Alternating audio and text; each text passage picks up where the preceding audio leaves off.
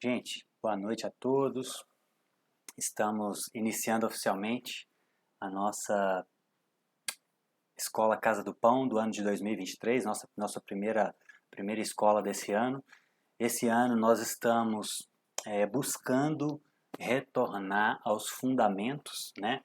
Estamos entendendo que é um tempo de construir pessoas de fim dos tempos, e nada mais importante do que retomar os fundamentos da fé cristã. E por isso, aos domingos, estamos numa série chamada Evangelho para Evangélicos. E na escola, a gente está começando a estudar a história da igreja, para a gente tentar resgatar verdades e princípios da fé cristã que muitas vezes se perdem ao longo dos anos, né? Nós temos aí 2000 anos de história, então é muita coisa que pode acontecer. E esse módulo nós vamos dividir a história da igreja em dois módulos. O primeiro módulo nós vamos estudar a patrística, são os pais da igreja do século II até o século V depois de Cristo.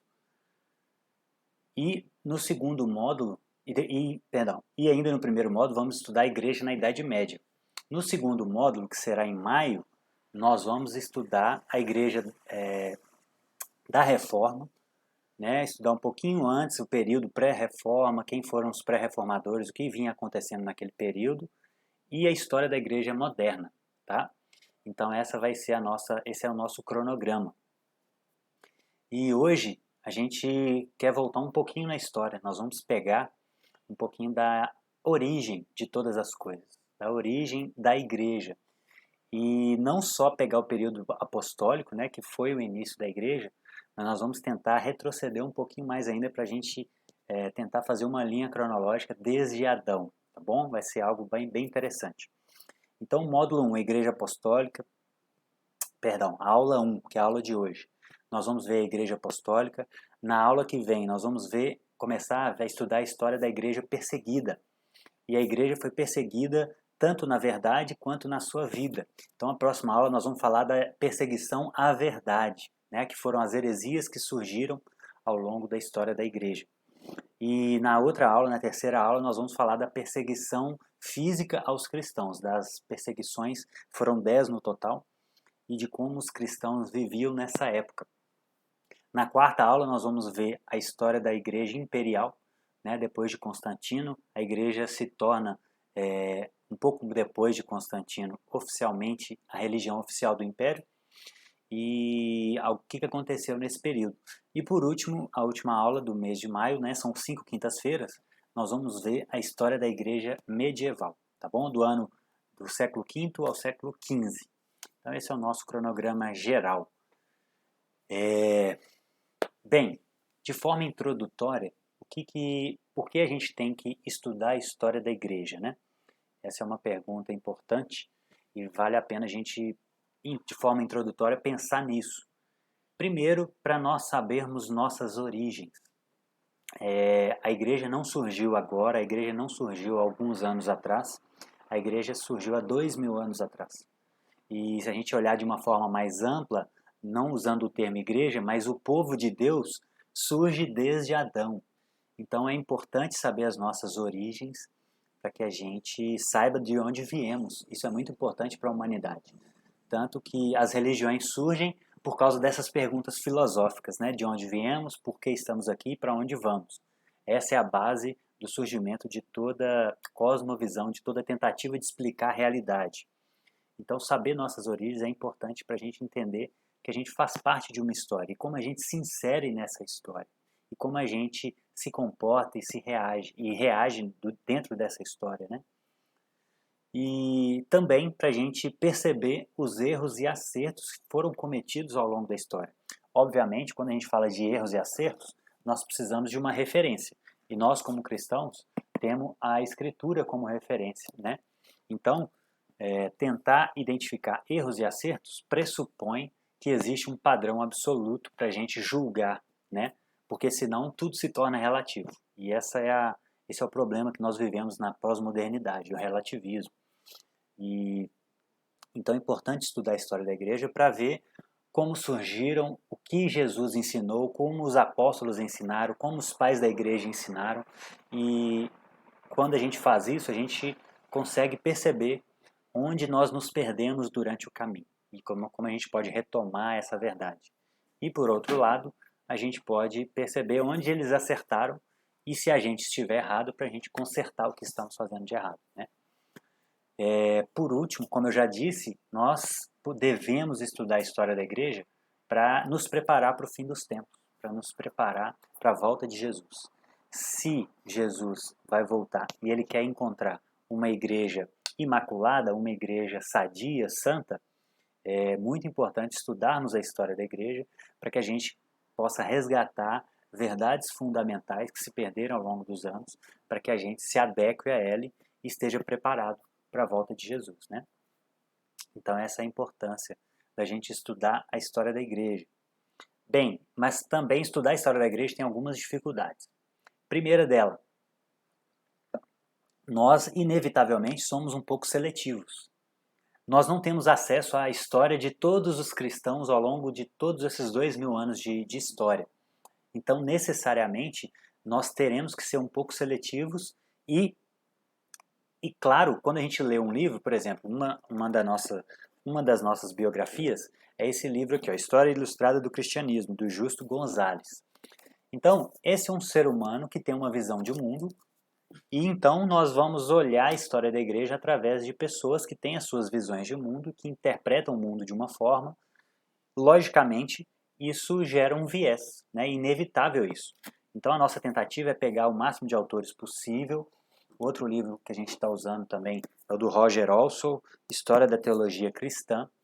Eu acabei de ganhar um aqui agora do André. Eu vou ler o do Ruiz Molina, chamado Quem é Este? Controvérsia sobre o Cristo ao longo da história. Então é importante a gente ter várias referências para a gente tentar evitar diminuir o máximo possível essa seletividade, né? Porque necessariamente as pessoas têm acesso a documentos e não outros. Ou às vezes coisas não foram escritas e registradas ao longo da história. Então muito da história do povo de Deus, da história da igreja, se perdeu porque muitas pessoas não registraram. E um outro problema também é a questão do viés ideológico, né? Nós somos uma igreja protestante e, logicamente, nós olhamos para a história da igreja com um viés. Porém, a gente vai tentar peneirar a verdade de forma mais objetiva possível. 100% é impossível para todo ser humano, óbvio, mas nós vamos tentar olhar para a história da igreja com base na verdade e não tentar defender uma tradição, seja ela protestante, seja ela católica romana, por exemplo. Porque a verdade ela está além das nossas interpretações. A nossa interpretação pode ser a verdade ou não. A questão é a gente ver o peso das evidências, o peso, a quantidade de evidências que tem para uma afirmação e a gente vai definir, vai tentar entender se aquilo é verdade ou não, seja para uma tradição ou outra. Então nós estamos em busca da verdade, não na defesa de uma tradição, porque Deus ele não é evangélico nem católico, né? Deus é Deus. Deus não vai vir buscar os evangélicos ou buscar os católicos, ele vai vir buscar os seus filhos. E uma pessoa pode ser filha se declarando católica ou se declarando evangélica, ou às vezes tem filhos que não são desse aprisco também, né? Então é muito perigoso olhar para a história da igreja numa tentativa de defender uma tradição. Nós tentamos defender a verdade, seja ela estando com os protestantes ou com os católicos, né? E por último, quando a gente vai estudar a história da igreja, a divisão ela não é tão precisa como a gente imagina. A história ela é muito dinâmica. Não tem como a gente separar a história da igreja em blocos homogêneos. Então, por exemplo, a história da perseguição da igreja, a igreja foi perseguida desde o ano 60 até o ano 313 depois de Cristo. Então, mas nós dividimos o século I como igreja apostólica. Por quê? Porque é uma forma didática de olhar para a história da igreja, aquilo que mais prevaleceu. Então, essa divisão ela não é totalmente precisa. Houve perseguição também na Igreja da Reforma, enfim. Mas a gente tem que ter uma forma didática de organizar as coisas. Então, essa é uma forma que a gente encontra para tentar entender melhor a história da igreja, tá bom? Bem, então como eu disse, a gente vai tentar retroceder um pouquinho, não só no termo igreja, mas tentar entender a história do povo de Deus como um todo, de uma forma mais ampla. E é importante ter essa linha do tempo da Bíblia fixa na sua cabeça, porque isso facilita muito de você se situar na Bíblia. Então, em última análise, o povo de Deus, né, não usando o termo igreja, mas um termo mais amplo, o povo de Deus surge lá na criação. Deus cria Adão e Eva, esse primeiro casal. Desobedece a Deus e há a queda, né? Então, a primeira palavra que a gente tem que ter fixa na nossa mente é criação. Em segundo lugar, queda. Adão. Adão e Eva desobedeceram a Deus e houve a queda, o pecado entra no mundo.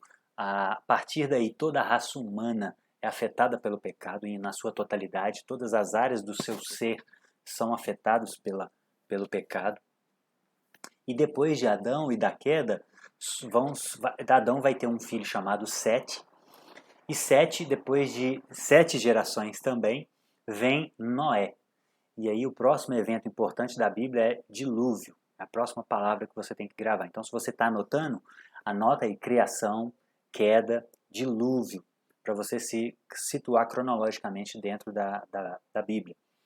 E Noé, a gente já sabe da história, a raça humana tinha se pervertido a um nível muito perigoso e alarmante. Então Deus separa uma família justa, Noé e os seus familiares, seus filhos e as suas esposas, e pede eles para construir a arca. Então eles constroem a arca, passam o dilúvio, a partir dali começam a repovoar toda a terra novamente. E aí Noé tem um filho chamado Sem, e depois de Sem, que vai dar origem aos povos semitas, vem 9 gerações até a vinda de um homem chamado Abraão. Então Abraão é um outro nome importante nessa cronologia, nessa metanarrativa da Bíblia. Metanarrativa é uma narrativa global, uma grande narrativa, né? Uma metanarrativa. Meta tem a ver com além. Então Abraão, Deus chama Abraão lá em Gênesis 12, promete a ele, e Deus já tinha prometido a vinda do Messias lá em Gênesis 3. Né? Quando Adão peca, Deus fala que viria o descendente da mulher que iria esmagar a cabeça da serpente.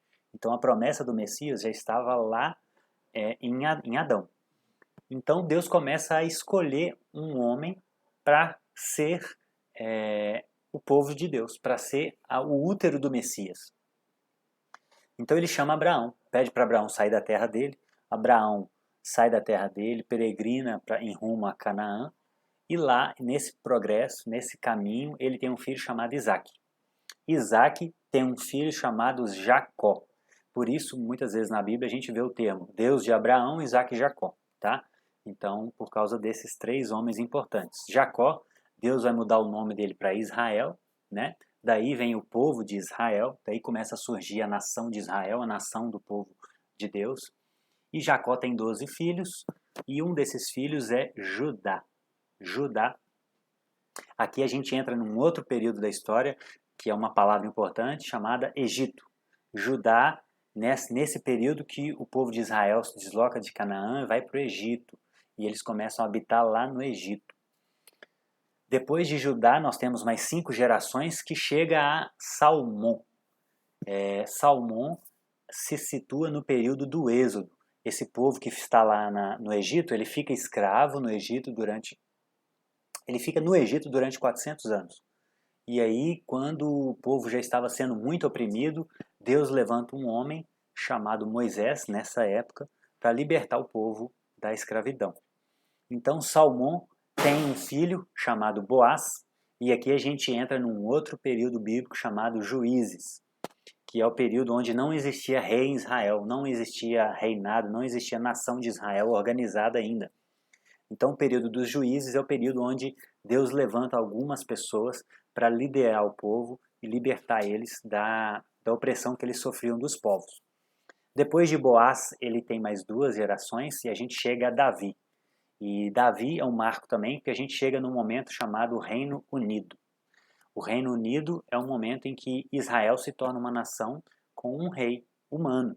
Então o primeiro dele é Saul, o segundo é Davi e o terceiro é Salomão. Então a gente está no período do Reino Unido.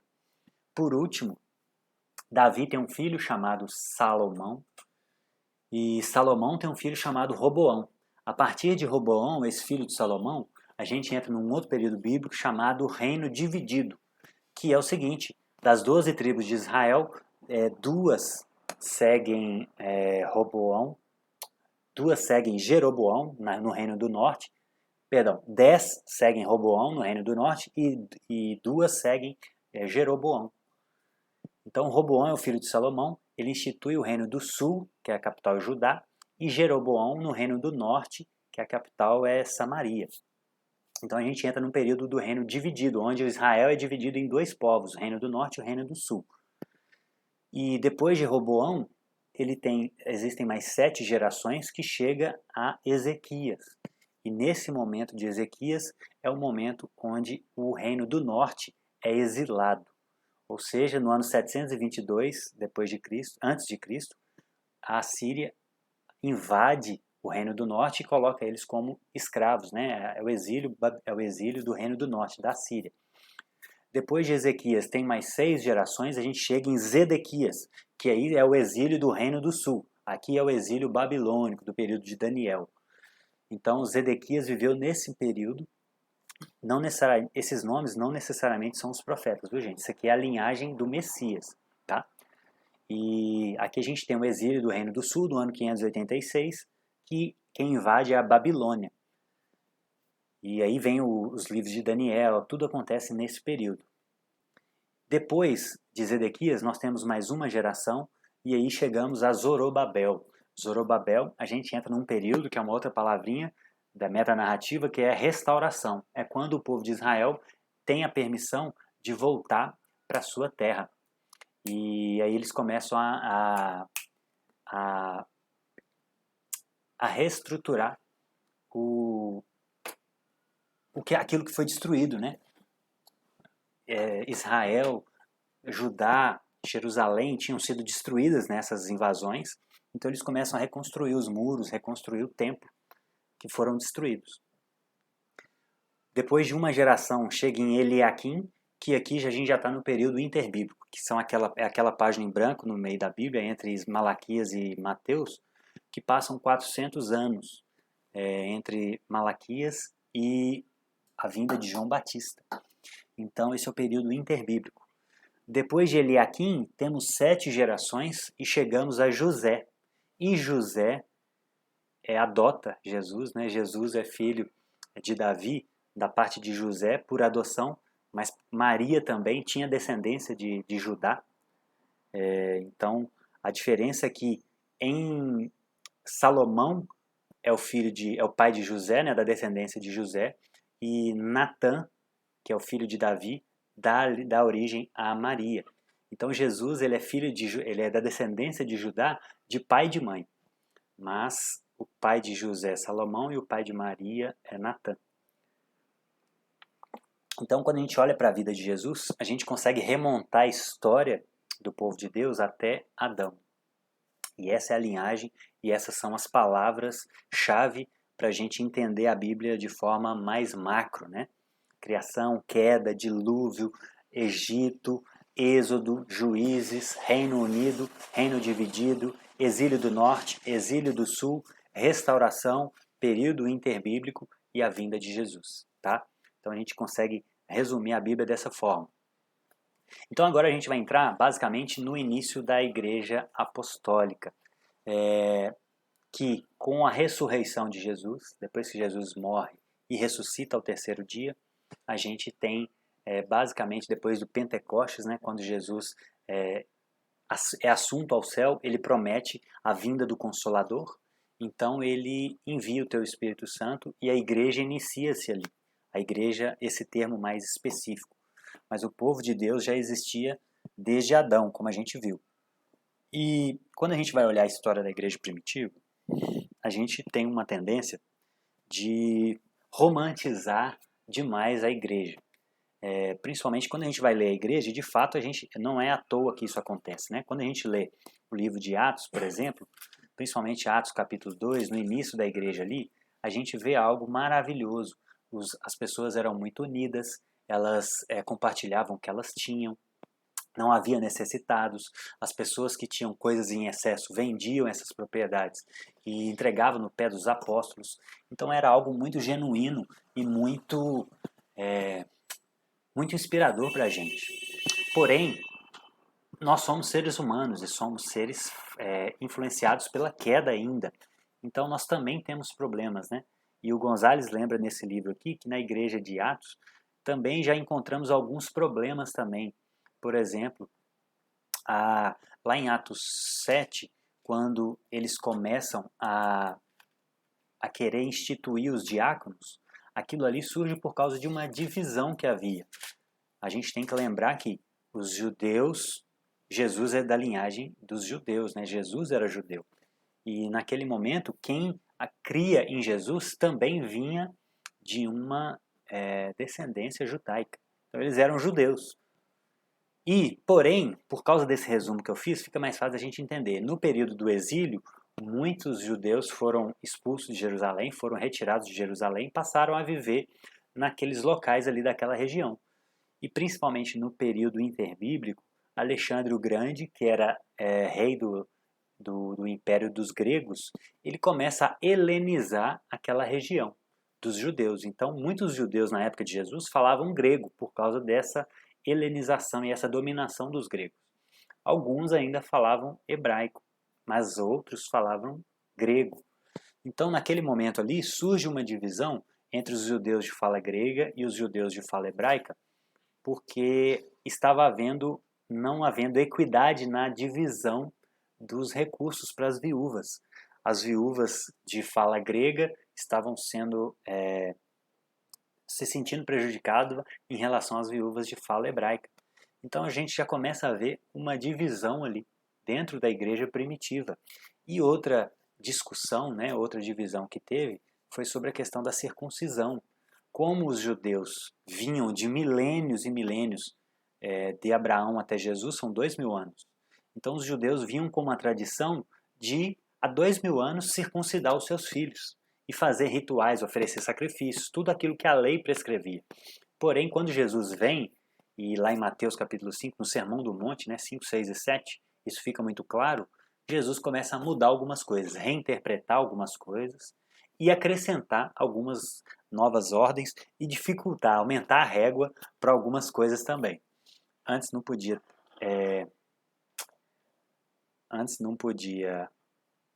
trair a sua esposa, agora você não pode nem pensar com um olhar impuro, né, para outra mulher, olhar para uma outra pessoa, seja homem ou mulher, com um olhar impuro.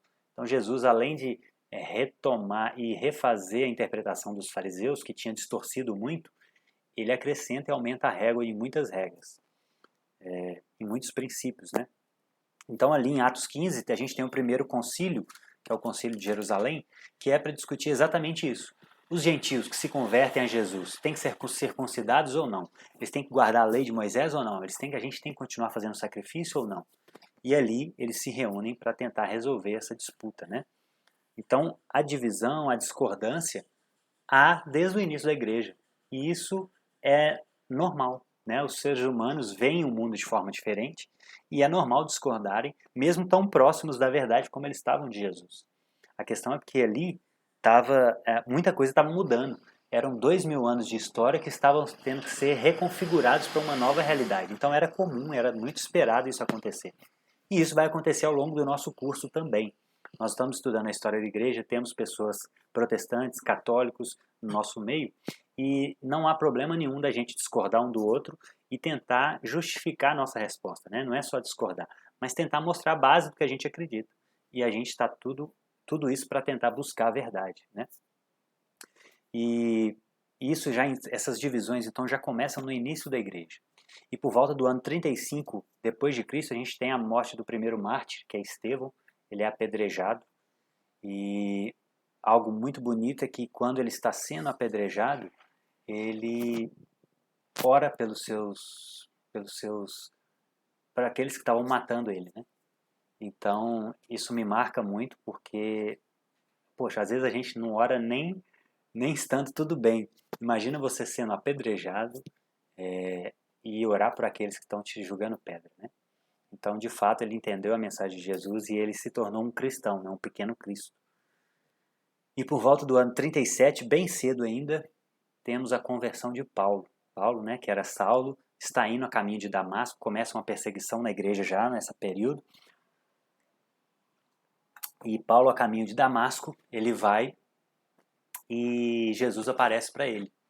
E aí Jesus pergunta a ele, por que você está me perseguindo? Isso é interessante, né? Porque ele estava perseguindo os cristãos e Jesus, como ele é o cabeça e nós somos o corpo dele, né, a igreja, Jesus se identifica como o seu corpo. Por que você está me perseguindo? Então, perseguir um cristão é perseguir a Cristo, né? E é isso que Paulo estava fazendo, acreditando que estava servindo a Deus. E Paulo, então, se converte naquele momento, fica 2 ou 3 dias cego, e aí Ananias é enviado para curar Paulo, né? Deus envia Ananias, e Paulo é curado, e ali começa a vida do apóstolo Paulo, bem cedo. E quando a gente vai nesse momento, né, do início da igreja, uma das primeiras divergências que há, uma das primeiras dificuldades que tem na tradição da igreja é quem é o fundamento da igreja. Aqui começa a surgir as primeiras discordâncias. Então, quem é o fundamento da igreja? É Pedro ou é Jesus? Essa é a primeira discussão que surge entre católicos romanos e protestantes. Os católicos romanos, basicamente, acreditam que Pedro representa os apóstolos e que Pedro é a pedra onde a igreja é edificada e que ele tem as chaves dos céus. Né? Pedro tem a chave dos céus. Essa imagem aqui exemplifica exatamente isso. Aqui Pedro com Jesus entregando a Pedro a chave dos céus, né? E a visão protestante basicamente entende o seguinte: Pedro era igual a todos os apóstolos, não tinha diferença entre eles. Jesus é a pedra angular da igreja e quem tem a chave da igreja é a igreja, não só Pedro, né? Essa é a visão clássica protestante. E o que eu penso, estudando sobre isso, eu cheguei à conclusão seguinte: as duas visões têm problemas. Por quê? Porque, como eu vou mostrar aqui, Pedro, ele, conforme os protestantes dizem, aí eu discordo deles, Pedro não era igual aos apóstolos. Ao que parece, quando a gente olha para a Escritura, Pedro parece ser um representante ou um líder dentro dos apóstolos. Por quê? Eu trouxe 10 pontos aqui para a gente pensar. Primeiro, ele foi um dos primeiros a ser chamados, né? Pedro e André foram um dos primeiros a serem chamados. Segundo, ele é o primeiro das listas dos apóstolos, lá em Mateus 10, Lucas 6 e Atos 1. O nome de Pedro está sempre em primeiro. Ele é o primeiro citado quando Lucas se refere aos apóstolos que estavam lá na transfiguração, né? Pedro, Tiago e João. Pedro é o primeiro. Pedro, regularmente, ele responde primeiro quando os apóstolos são questionados, lá em Marcos 8, Lucas 12 e João 6, está tudo aí no slide para vocês verem. Pedro, ele é o primeiro a tomar a palavra no Concílio de Jerusalém, lá em Atos 15. Pedro, ele é citado particularmente, né, quando Jesus ressuscita, o anjo fala para as mulheres assim, olha, vá, avise aos discípulos e a Pedro. Então o nome dele é citado de forma explícita, particular. Em número 7, Pedro foi o primeiro a pregar na história da igreja, lá em Atos, ele é o primeiro a pregar. Ele foi o primeiro também em Atos 2 a pregar, e em Atos 3 ele é o primeiro a realizar uma cura.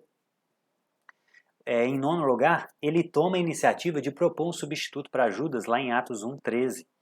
E por último, Paulo, quando vai a Jerusalém, ele diz, depois de 3 anos, ele diz que vai para ver Pedro. Então, ao que parece, Pedro não era só igual aos outros apóstolos, como a visão protestante acredita. Pedro, me parece, ter uma primazia entre os apóstolos, né? Porém, o fato de Pedro ser líder dos apóstolos, por exemplo, ser o representante dos apóstolos, não significa que apenas os seus sucessores seriam líderes, como afirma a Igreja Romana, né? A Igreja Católica Romana.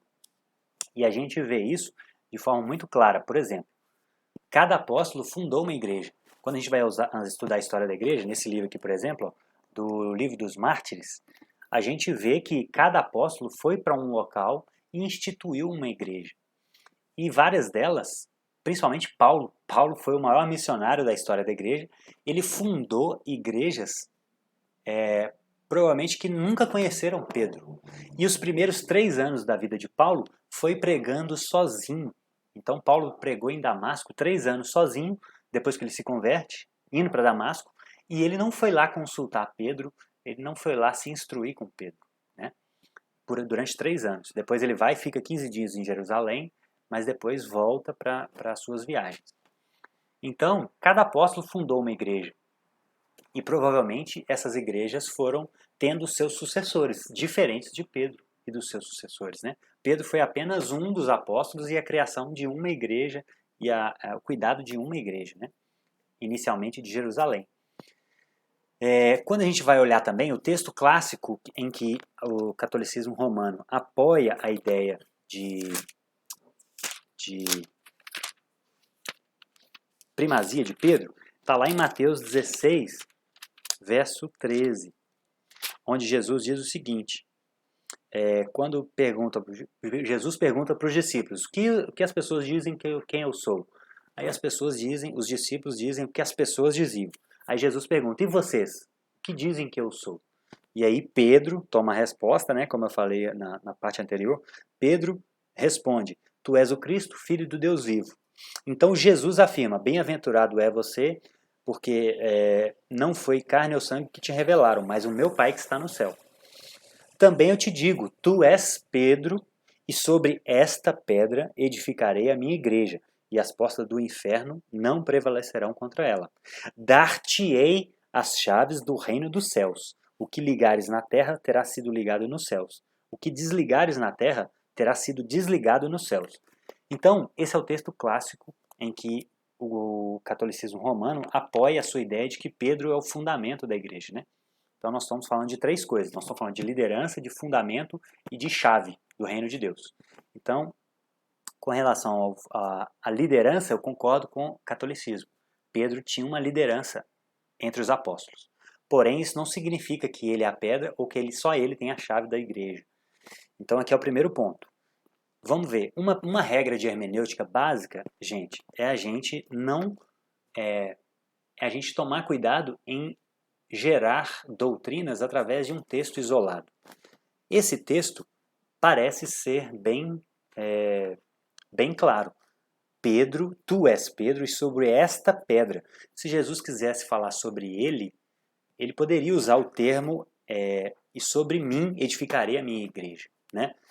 Então parece que isso dá a entender que Pedro é a pedra da igreja. Porém, uns versículos abaixo, Jesus começa a mostrar para os discípulos que ele deveria morrer. Então Pedro, mais uma vez, chama Jesus à parte e começa a reprová-lo. Tem compaixão de ti, Senhor, de modo algum isso te acontecerá. E Jesus responde para Pedro imediatamente, arreda, Satanás, porque tu és para mim pedra de tropeço, porque não cogita das coisas de Deus, e sim das coisas dos homens. Então olha que interessante, um pouquinho acima, Jesus fala que Pedro que Pedro é Pedro, né? Tu és Pedro, e sob essa pedra edificarei minha igreja. Alguns versículos abaixo, Jesus fala com ele, arreda, Satanás. Então, como Jesus edificaria a sua igreja numa pedra tão instável, né? Que ora fala algo verdadeiro, que Jesus é o Cristo, e ora fala algo inspirado pelo diabo. Então a gente já começa a ter dúvidas aqui. Então embaixo ele é pedra de tropeço, não é pedra sólida para se construir uma igreja. Outra coisa, gente, aí quando a gente vai olhar o que o próprio Pedro disse lá em 1 Pedro, olha o que Pedro disse em 1 Pedro 2:4. O próprio Pedro falando. Nada mais importante do que ver a própria pessoa, né? Será que Pedro se via como a pedra onde a igreja é construída? Olha o que ele diz em 1 Pedro 2:4. Chegando-vos a ele, a Jesus, né? A pedra que vive, rejeitada, sim, pelos homens, mas para com Deus eleita e preciosa. Também vós mesmos, como pedras que vivem, sois edificados casa espiritual para ser de sacerdócio santo. Então aqui a gente tem dois princípios. Primeiro, Pedro via que Jesus era a pedra e além disso via que todos os cristãos também são pedras. Porque o nome Pedro no original é pedrinha, é um fragmento de rocha. Então todo cristão é uma pedra que está sendo construída em cima de Jesus, que é a pedra angular. Jesus é a pedra angular. Nós somos pedrinhas que vamos construindo uma casa espiritual para Deus. Então aqui a gente já mostra e entende como Pedro se via. Ele se via como uma pedrinha que também está sendo construída junto com todos os cristãos em cima da rocha, que é Cristo. E outro ponto aqui que ele fala, Pedro fala que todos são sacerdócio santo, né? Aqui a gente já tem outro problema da história da teologia cristã, que a gente vai ver ao longo do curso, que é a ideia de que existem leigos, né? Existe um sacerdote e existem leigos. A gente entende pela Escritura que a verdade é todo cristão é um sacerdote. Não que não existam liderança, mas todo cristão diante de Deus é um sacerdote responsável por conhecer diretamente a Deus, sem mediadores, né? Porque 1 Timóteo 2,5 também já diz: há um só Senhor e um só mediador entre Deus e os homens, a saber, Cristo, homem. Então, eu, como pastor da Igreja Pão da Vida aqui em Belo Horizonte, o David, como pastor aqui da Igreja Pão da Vida, né, nossas famílias fazem parte do presbitério, nós não somos mediadores das pessoas a Deus. Nós apenas somos servos, assim como os apóstolos se viam, e que servem à igreja, ensinando a palavra de Deus, exortando, profetizando, enfim, né, pastoreando o rebanho. Então Pedro, em Atos 4,11 também, ele diz que a pedra angular é Jesus, e não a si mesmo. Paulo, em 1 Coríntios 3,11, ele fala a mesma coisa, que o fundamento é Cristo. Cristo é o fundamento. E em Gálatas 2,9, Paulo, ele cita Tiago, Cefas, né, que é Pedro, e João, falando que eles eram colunas da igreja. Então, o apóstolo Paulo enxergava que os apóstolos eram colunas. Porém, aqui ele cita João, Tiago e Pedro também. Então, não é só Pedro que era uma coluna da igreja. Paulo também era uma coluna, porque ele era um apóstolo. E aqui Pedro nem vem primeiro, né? Essa é a exceção à regra. Tiago vem primeiro que Pedro. Em Mateus 18, Jesus, esse é um texto importante também, que é importante abrir, sobre a questão das chaves. Então a gente viu que Pedro tinha uma liderança sim entre os apóstolos, né? Porém, ele não se via como a pedra é Jesus, a pedra em qual a igreja está sendo construída é Jesus. Agora resta a questão das chaves. A chave do reino de Deus foi entregue para Pedro, ou somente para Pedro, ou para toda a igreja. Mateus 18,15, Jesus começa a relatar aqui como deve ser tratado um irmão que peca na igreja. E aí Jesus fala o seguinte, olha, se o irmão pecar, chama ele e exorta ele. Se ele se arrepender, você ganhou o irmão. Se não, chama 2 ou 3 pessoas como testemunha. Se ele não se arrepender, expõe a igreja. Aí aqui no verso 17, ele diz, se ele não atender, dize à igreja. E se recusar também a ouvir a igreja, considera ele como gentil e publicano, excomunga ele. Então a excomunhão é algo real dentro da igreja. Não é falta de amor, viu, gente? Excomunhão é um zelo pela verdade, pela saúde do corpo. Isso não é falta de amor. Falta de amor seria se ele pecasse uma vez e a gente excomungasse ele. Mas Jesus está dizendo o seguinte, olha, existe um caminho. Chama a pessoa para uma conversa pessoal. Se ela não se arrepender, chama testemunhas que presenciaram o erro dela ou que estão a par do erro dela. Se não, chama a igreja, expõe a igreja, para que ele se sinta envergonhado, constrangido. E depois dessas 3 tentativas, se ele não se arrepender, aí sim, considere ele como gentil e publicano, né, pecador. Então existe uma ordem de amor antes de excomungar uma pessoa. Então a gente vê extremos hoje, igrejas que excomungam rapidamente, né, por questões banais às vezes, e igrejas que acham que tudo é válido, você pode fazer o que você quiser, você pode ter o tipo de relacionamento sexual que você quiser, você pode ter quantas esposas quiser, você pode vir na igreja o dia que você quiser, usufruir só quando você quiser, enfim. Existem excessos dos dois lados, mas existe uma ordem, uma verdade E aí, verso 18 que é o mais importante. Depois que Jesus falar isso, ele diz o seguinte: em verdade vos digo que tudo o que ligardes na terra será ligado nos céus. Tudo o que desligardes na terra terá sido desligados nos céus. Então, olha só, da mesma forma que Jesus falou para Pedro, te dou a chave dos reinos dos céus, o que você ligar será desligado, Jesus aqui faz a mesma coisa apontando para a igreja. Então, ou seja, ao que tudo indica, com toda essa exegese global da Bíblia, né, a gente não pode olhar só um texto, ao que parece, quando Jesus fala isso com Pedro, ele está falando, não é uma verdade, não são coisas contraditórias, porém, Pedro fazia parte da igreja. Então, Pedro também tinha a chave dos céus, e o que ele desligasse seria desligado, assim como eu, como você e como qualquer membro da igreja de Cristo, né? Então, a igreja tem as chaves do reino de Deus. É a igreja quem foi instituída por Deus para governar e para organizar esse corpo chamado igreja, né? E a gente já vê também, gente, a questão da falibilidade. No Concílio Vaticano, em 1870, o Papa foi considerado infalível, né? Porém, quando a gente olha para a Escritura, Pedro, lá em Mateus 16, já se mostra falível. E aí o catolicismo romano argumenta o seguinte: não, mas aquilo foi antes do Pentecostes. Porém, em Gálatas 2, a partir do verso 11, Paulo repreende Pedro publicamente por causa da sua dissimulação. Então, Paulo fala o seguinte: quando Pedro chegou em Antioquia, ele comia com os gentios. Mas quando chegou gente da parte de Tiago, que defendiam a circuncisão, Pedro se afastou dos gentios. E aí Paulo viu que isso não estava de acordo com a verdade e repreendeu Pedro publicamente, falando com ele: olha, se você é judeu, mas vive como gentio, como você vai obrigar outros gentios a viverem como judeu?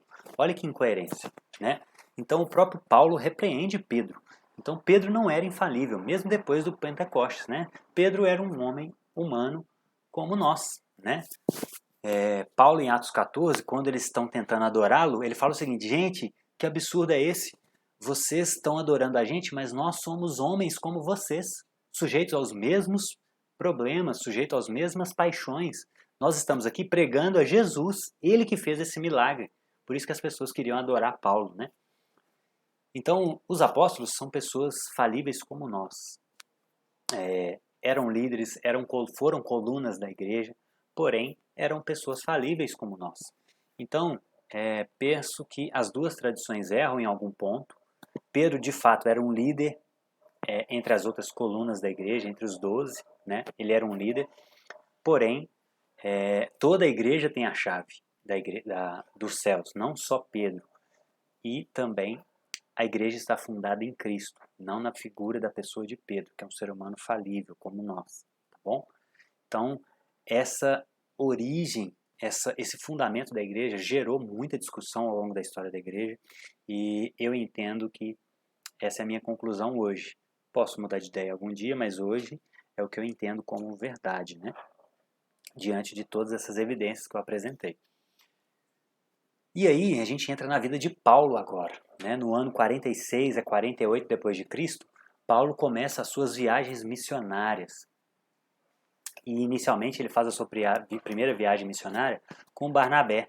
Nesse período ele escreve o livro de Gálatas, que segundo alguns autores é um dos primeiros livros a serem escritos, né, da Bíblia. E Paulo nessa viagem, gente, ele percorreu 2.500 quilômetros e pregou em 9 cidades diferentes. Pregou em sinagogas. Em algumas sinagogas ele foi bem recebido. Eles foram, né? Ele e Silas, ele e Barnabé.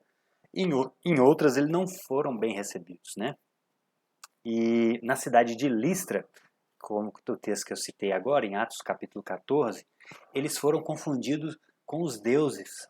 Por isso as pessoas queriam oferecer sacrifício a eles, né? Chamando um de Júpiter, outro de um outro nome lá que eu não lembro. Hércules, Hermes. E então chamaram Paulo e Barnabé de Júpiter e Hércules, porque Hermes, desculpa. Então, por quê? Porque eles acreditavam nesses deuses. E quando eles viram os apóstolos curando um coxo, eles pensaram, olha, os deuses desceram até nós. E é nesse momento que Paulo e Barnabé fazem esse discurso, né, mostrando a sua humanidade, que é igual à nossa. Ou seja, santidade não tem a ver com...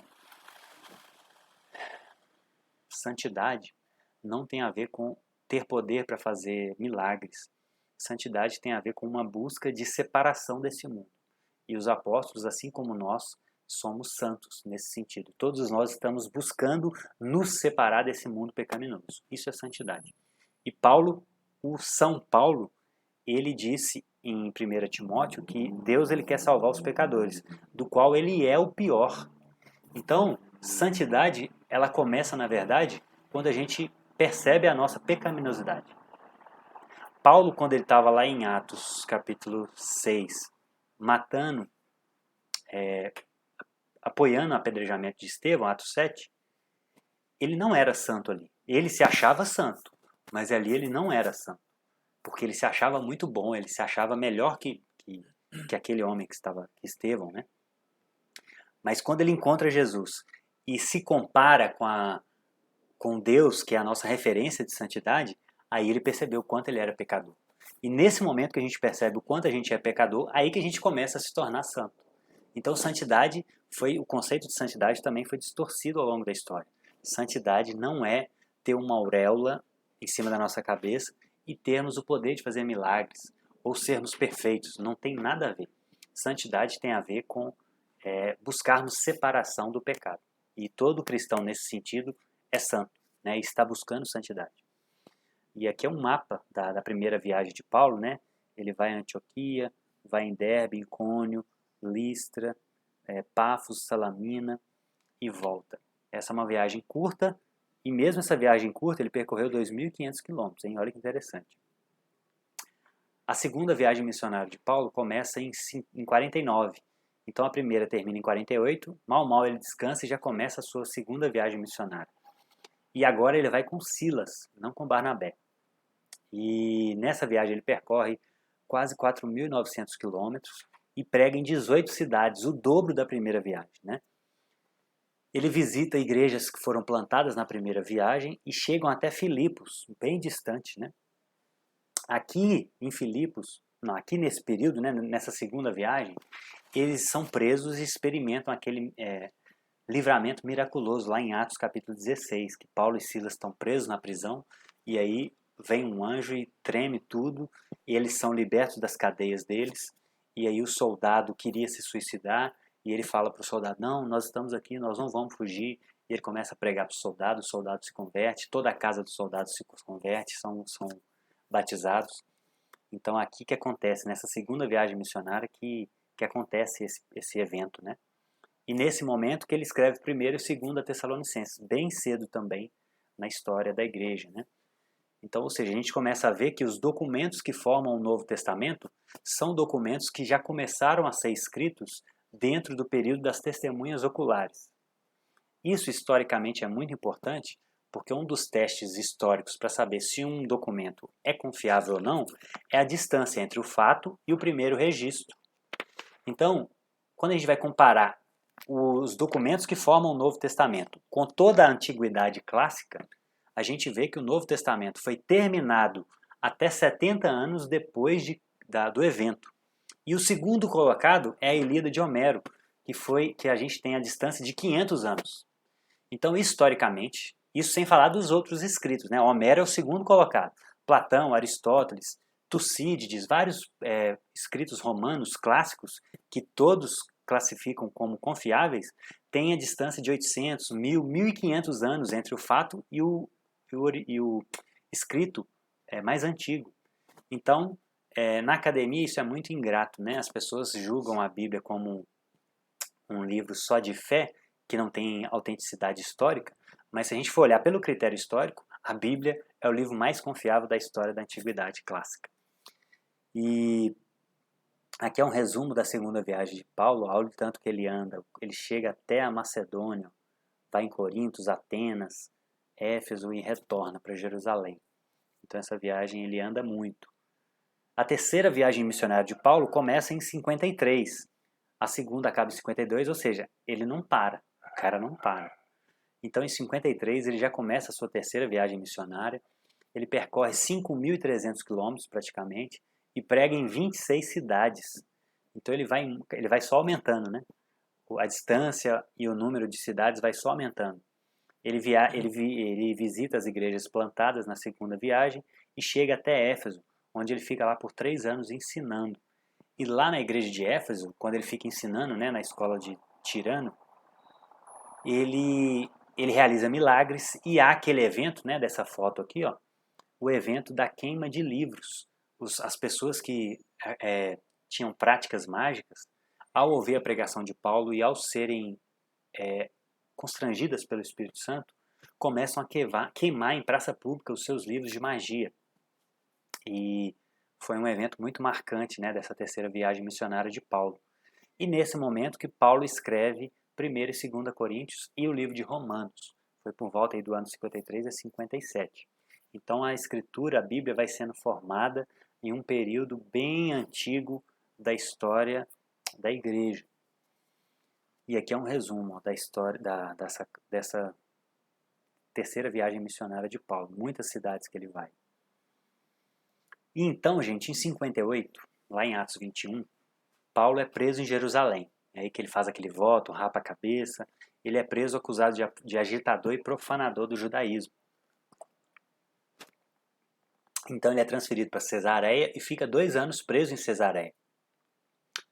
Porém, por volta de 59 a 60, ele vai para Roma, porque ele começa a se defender e aí ele começa a ver que ele só poderia ser ouvido se ele fosse até Roma, se ele apelasse para César.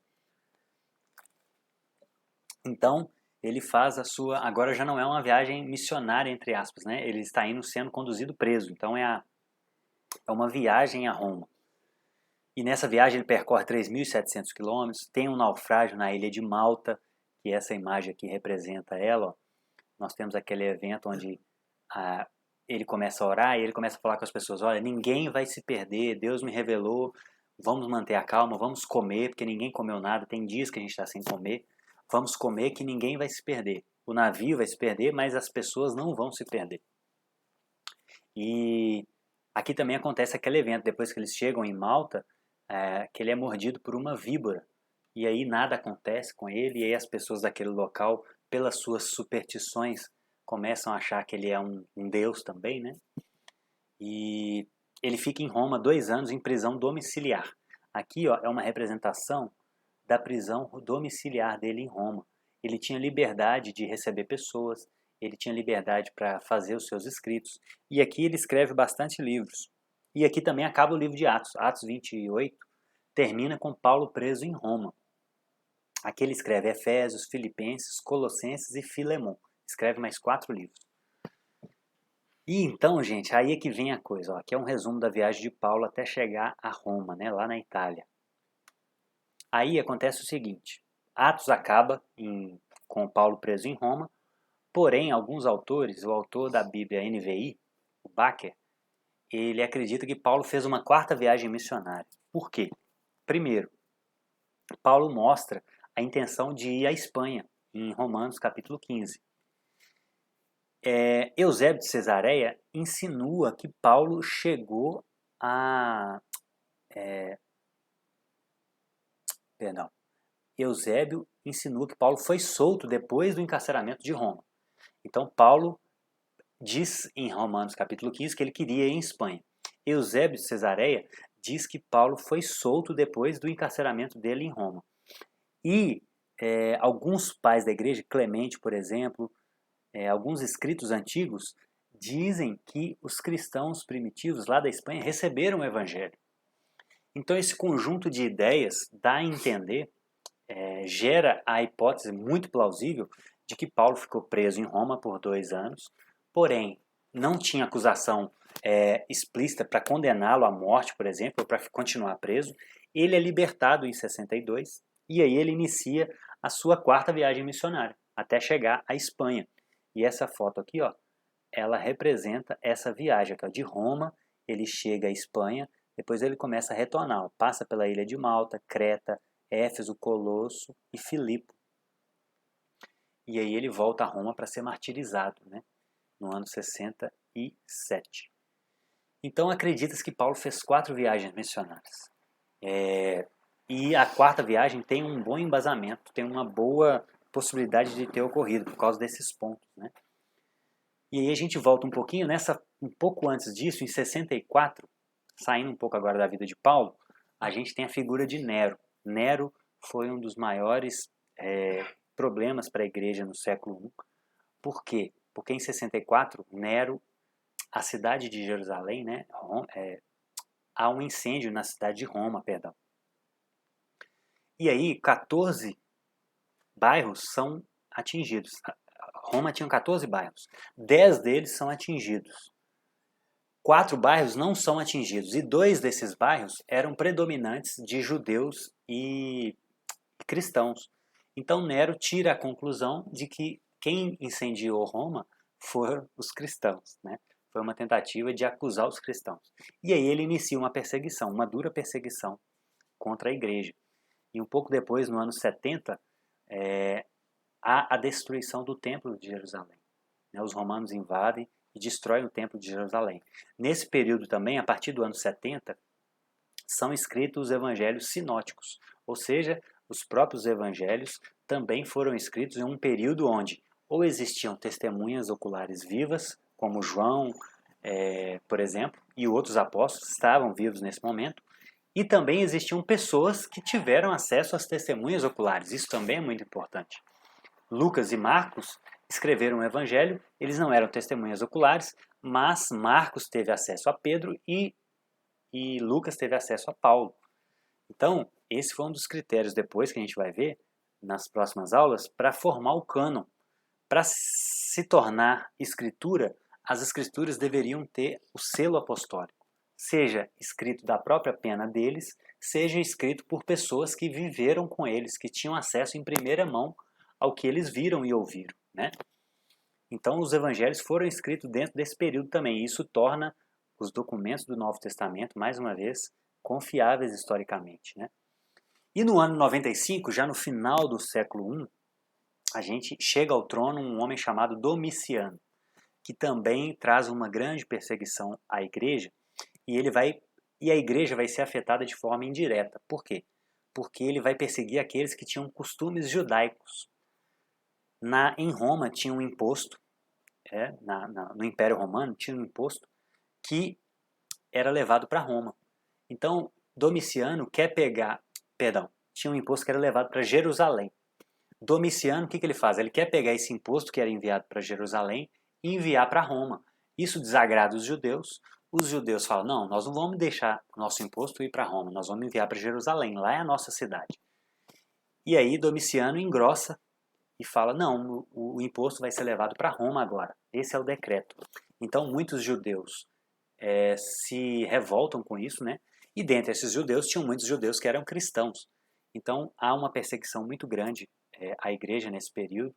E aí a gente vê aquelas imagens clássicas, né? Como essa aqui, ó, de cristãos no Coliseu.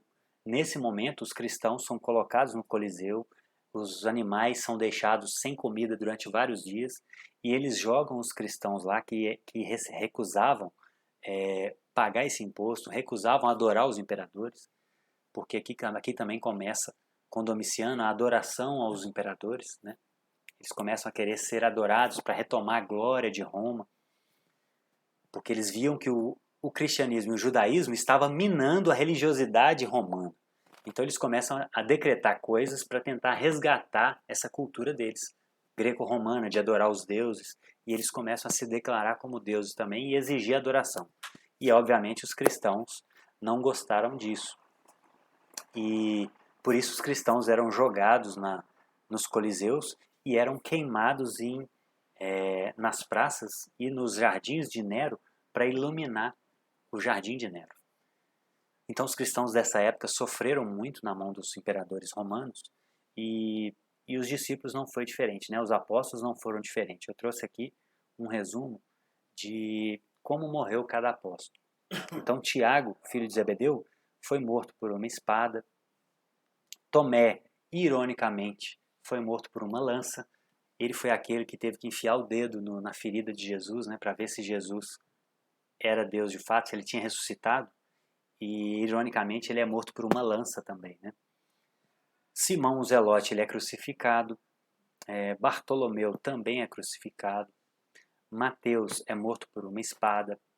Filipe é crucificado. Tiago, filho de Alfeu, é crucificado. Pedro é crucificado de cabeça para baixo.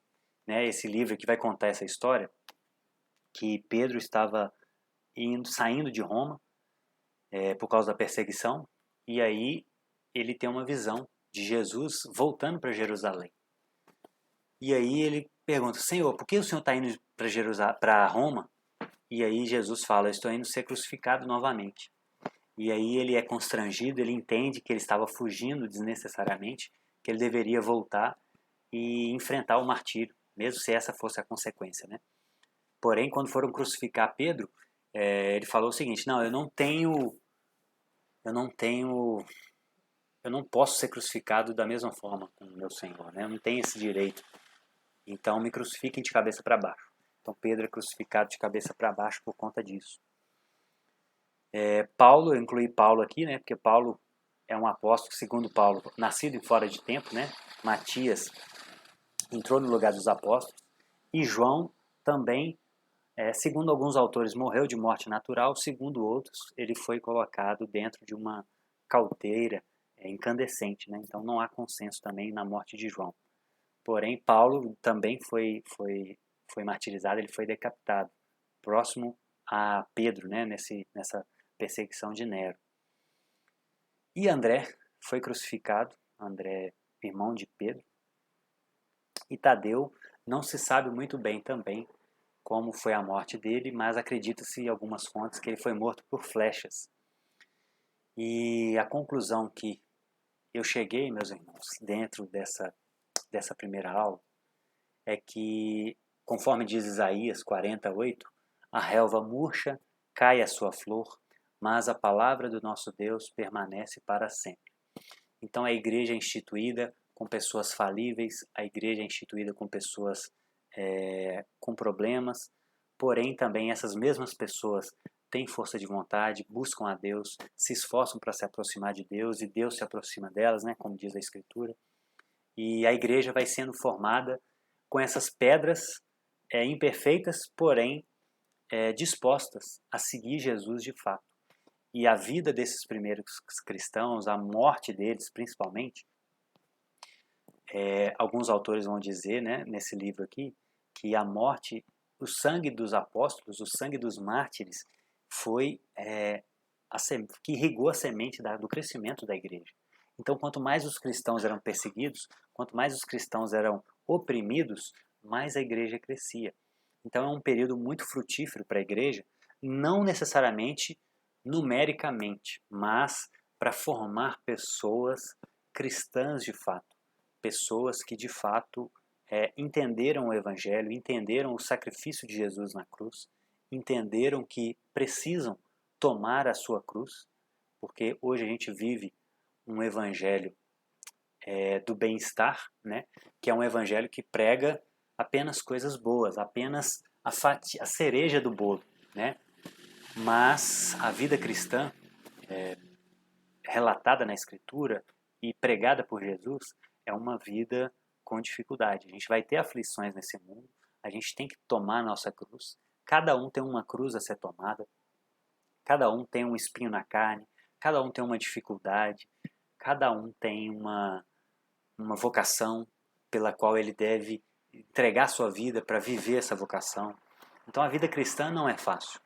Porém, o diferencial do cristianismo para todas as outras religiões é que Deus, o nosso Deus, ele não é um Deus à parte do nosso mundo. Ele é transcendente, ele criou tudo do nada, então ele precisa transcender tudo, porém ele é um Deus imanente também. Ele é um Deus que entrou na história. Jesus foi o único Deus que se tornou carne. Jesus foi o único Deus que veio sofrer no nosso lugar. Nenhum Deus de nenhuma religião se encarnou para sofrer pelos seus adeptos. E quando a gente vai olhar a história das religiões, Pelo contrário, as religiões da Mesopotâmia, lá na época de Moisés, 1400 anos antes de Cristo, a história deles de criação é que Deus, o Deus deles, criou o ser humano misturando o sangue de um demônio com o cuspe do barro e formou o ser humano. E a finalidade pela qual o ser humano foi criado, nessas visões pagãs antigas, é que o ser humano foi criado para carregar o fardo dos deuses. Só que na fé cristã é diferente. Deus se torna homem, se esvazia para carregar o nosso fardo. É o contrário. Então, esse é o diferencial da nossa fé cristã. Jesus, ele não nos cria para que a gente alivie o fardo dele como Deus. Pelo contrário, ele tinha uma vida tranquila na eternidade, ele era amado pelo Pai, pelo Espírito Santo, ele tinha uma vida plena, ele não precisava de nada. Ele não tinha falta de nada. Deus não criou o ser humano porque ele tinha falta, mas ele criou o ser humano para dar. Esse é o diferencial. Então Deus assume forma humana, se humilha, ele era rico, se fez pobre, ele era Deus, se fez carne, e ele fez isso exatamente para entregar a sua vida ao nosso favor e nos oferecer vida eterna. Então esse é o diferencial do cristianismo. E é por isso que essas pessoas se desgastaram e chegaram ao ponto de entregar sua vida para honrar esse Jesus. E eu queria terminar com essa reflexão. Como tem sido a sua vida? A sua vida tem sido uma vida de religiosidade ou tem sido uma vida de fé cristã de fato? Você hoje morreria por Jesus? Você entregaria a sua vida? Você negaria Jesus se tivesse com a sua vida sendo ameaçada? Você negaria Jesus se o seu filho, a sua esposa, o seu marido tivessem sendo ameaçados de morte? Nós vamos ver mais para frente que os cristãos, eles choravam de dor, mas eles não negavam a Jesus, porque eles sabiam que mesmo eles morrendo, mesmo seus filhos morrendo, mesmo a sua esposa, o seu marido morrendo, se eles morrem em Cristo, eles têm a vida eterna, porque todo aquele que aceitou a Cristo, né, todos aqueles que o recebeu, Deus deu-lhes o direito de se tornarem filhos. Então a salvação era oferecida de graça a todo aquele que recebe. E por isso essas pessoas entregaram as suas vidas, porque o seu Deus, Jesus, o Deus delas, tinha entregado a sua vida por eles. Já tinha feito isso, já tinha dado o exemplo. E é por isso que nós devemos, de fato, também entregar nossa vida para Jesus e viver uma vida digna, à altura do Evangelho de Jesus. Então essa é a nossa expectativa nessa matéria. Não é apenas saber da história da igreja, mas fazer com que essa história desses homens e mulheres santos que estavam buscando santidade, mesmo com as suas imperfeições, eles conseguiram. E se eles conseguiram, a gente também consegue, né? Porque eles eram igual a gente, né? Os apóstolos, os profetas diziam isso. Nós somos homens como vocês, sujeitos às mesmas paixões, aos mesmos problemas. Então, nós conseguimos. Claro que não pela nossa força, mas nós conseguimos buscar ajuda. É isso que cabe a nós, buscar ajuda, clamar, aproximar de Deus, e Deus se aproxima de nós. Então, espero que essa aula tenha te edificado intelectualmente para você conhecer a história da Igreja Apostólica, a história dos primeiros cristãos, dos apóstolos, dessas controvérsias ao longo da história, do apostolado, do papado, do fundamento da Igreja, da vida de Paulo, da vida de entrega de Paulo, que também nos edifica muito, e que você seja edificado também, essa é a nossa expectativa, espiritualmente, que isso traga transformação, que você comece a olhar para a história desses homens e mulheres e veja o que a sua vida pode mudar para se entregar mais para Jesus, tá bom? Então que Deus abençoe vocês, tenham uma ótima noite e até a próxima aula na quinta que vem. Um abraço a todos.